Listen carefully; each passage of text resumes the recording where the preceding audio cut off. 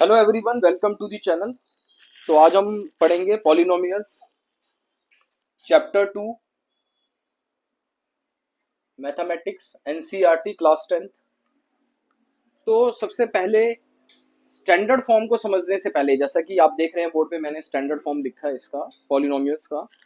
उससे पहले एक चीज समझ लेते हैं, एक बेसिक सा, कि पॉलिनोमियल का मतलब क्या होता है। एक्चुअल में पॉलिनोमियल दो शब्दों से मिलकर बनता है, पॉली और नोमियल, जिसका मतलब होता है पॉली मीन्स मैनी, बहुत सारे, और नोमियल्स मीन टर्म्स। तो कोई भी कुछ भी ऐसा जिसके जिसके बहुत सारे टर्म्स हों, उसे पॉलिनोमियल कह सकते हैं। परंतु क्या पॉलिनोमियल के को डिफाइन करने के लिए कुछ और शब्द भी इस्तेमाल करना होगा? तो मैं कहूंगा हाँ, and that is it's a mathematical expression. ये एक मैथमेटिकल एक्सप्रेशन है जिसमें बहुत सारे टर्म्स होते हैं, जिसे पॉलिनोमियल कहते हैं। और इसमें कुछ शर्तें होती हैं, कुछ कंडीशंस होती हैं जो फुलफिल होती हैं, तभी कोई भी मैथमेटिकल एक्सप्रेशन पॉलिनोमियल बनता है। तो क्या शर्तें होंगी वो हम आगे यहाँ देख लेते हैं। जैसा मैंने लिखा है, सबसे पहले स्टैंडर्ड फॉर्म में आपको बताता हूँ।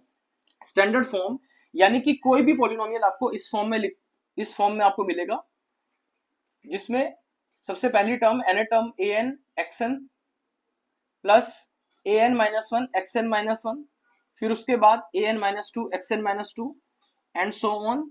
Then we have a three x three, a two x two, a one x one, and then a not.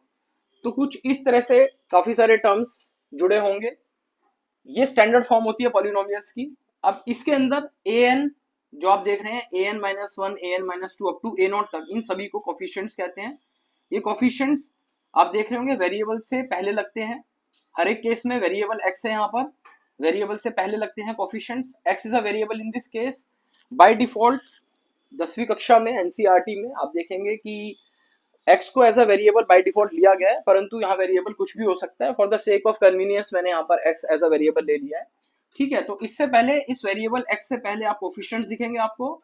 और ये जो N, N minus one, N minus two, ये वाले N, N minus one, N minus two, and so on, ये जो powers हैं इसको हम एक्सपोनेंट्स बोलते हैं। यहाँ पर समझने वाली, जो समझने योग्य बात वो ये है कि ये जो पावर है वो होल नंबर में ही आपको दिखेगी, यानी कि कोई भी पावर आपको नेगेटिव में नहीं दिखेगी। यदि कोई भी पावर यहाँ नेगेटिव में होती है तो that particular mathematical expression is not polynomial minded. आप इसको ध्यान रखिए। अगर ऐसा कुछ आ रहा तो इसका मतलब क्वेश्चन में कुछ त्रुटि है, कुछ गलत है। वो एक्सप्रेशन पॉलिनोमियल हो ही नहीं सकता जिसके अंदर पावर नेगेटिव है।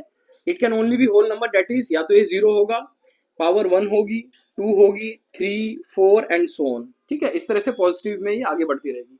तो ये स्टैंडर्ड फॉर्म मैंने आपको एक्सप्लेन किया। स्टैंडर्ड फॉर्म का एक एग्जांपल ले लेते हैं।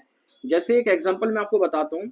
कोई भी पॉलिनोमियल, मान लीजिए कोई एक मैथमेटिकल एक्सप्रेशन, जैसे मैंने लिख दिया 4x³ प्लस 2x² प्लस मान लीजिए यहाँ पे ले लिया मैंने 5x plus one.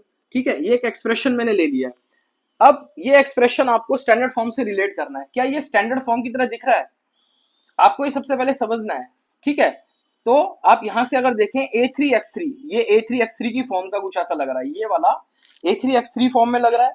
4x³ is looking similar to a3x³। ठीक है, now we have 2x², this is looking like a2x2, a2x2 की तरह दिख रहा है।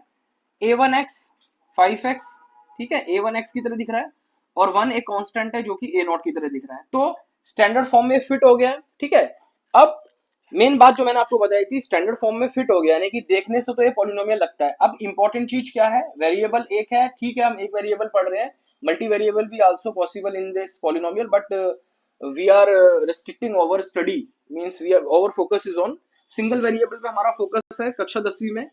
अब जो टेस्ट है, जो मैंने आपको बताया था, एक्सपोनेंट में टेस्ट होगा। एक्सपोनेंट की पावर आप देखिए 3, 2 यहाँ नहीं दी गई है, ये 1 है।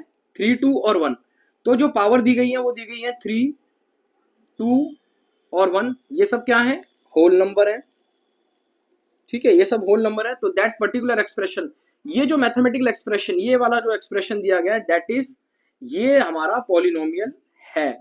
ठीक है, किस तरह का पॉलिनोमियल है, कौन से टाइप का पॉलिनोमियल है, वो एक फर्दर आगे हमें पता चलेगा। वैसे मैं आपको बता देता हूँ फॉर द सेक ऑफ आपके एक जिज्ञासा खत्म करने के लिए, कि हाईएस्ट पावर, जो वेरिएबल की हाईएस्ट पावर है, उसके बेसिस पे भी पॉलिनोमियल का नामकरण होता है। तो इन दिस केस जब ये 3 है तो इसको हम क्यूबिक पॉलिनोमियल भी कह सकते हैं। तो this particular polynomial is cubic polynomial, ये क्यूबिक पॉलिनोमियल है, ठीक है। इसमें सभी जो पावर्स हैं होल नंबर है, इसी वजह से ये पहले तो मैथमेटिकल एक्सप्रेशन था, इस कंडीशन को फुलफिल किया तो ये पॉलिनोमियल बना।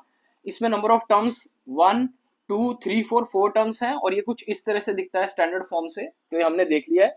ऐसे एक छोटा सा और एग्जांपल ले लेते हैं, जैसे 5x+2, ठीक है। छोटा सा एग्जांपल ले लिया मैंने, इसको x की पावर 1 है तो इसे बिकॉज ऑफ दिस डिग्री के आधार पर इसका जो जो नामांकरण होता है वो, जैसे हमने क्यूबिक पॉलिनोमियल इसे बोला, ये होता है लीनियर पॉलिनोमियल, इसे लीनियर पॉलिनोमियल कहा जाता है, ठीक है।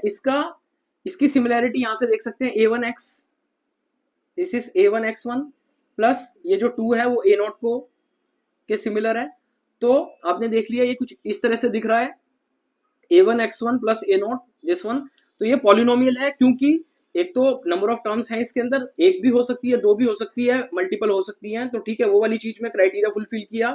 वेरिएबल, इसमें एक वेरिएबल है, उसमें कोफिशिएंट्स हैं, रियल नंबर है, और ये जो पावर है 1 है विच इज होल नंबर। तो इस तरह से सारी कंडीशन फुलफिल होती है, and this particular polynomial which is a linear polynomial, ठीक है, it's a mathematical expression is a polynomial and in fact it is linear polynomial. तो आपको समझ आ गया मैं आपको क्या बताना चाहता हूँ। स्टैंडर्ड फॉर्म से क्या होगा, आपको उसका स्वरूप का पता चलेगा कि किस तरह से वो दिखेगा, आपको इसका स्वरूप का पता चलेगा, कुछ इस तरह से दिखना चाहिए।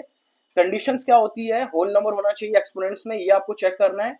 नंबर ऑफ टर्म्स, इसमें number of terms multiple terms होती है तभी इसे पॉलिनोमियल कहा जाता है। ये दो मैंने आपको एग्जांपल समझा दिए हैं, ठीक है। अब थोड़ा सा आगे बढ़ते हैं, अभी के लिए इतना ही, थैंक्स।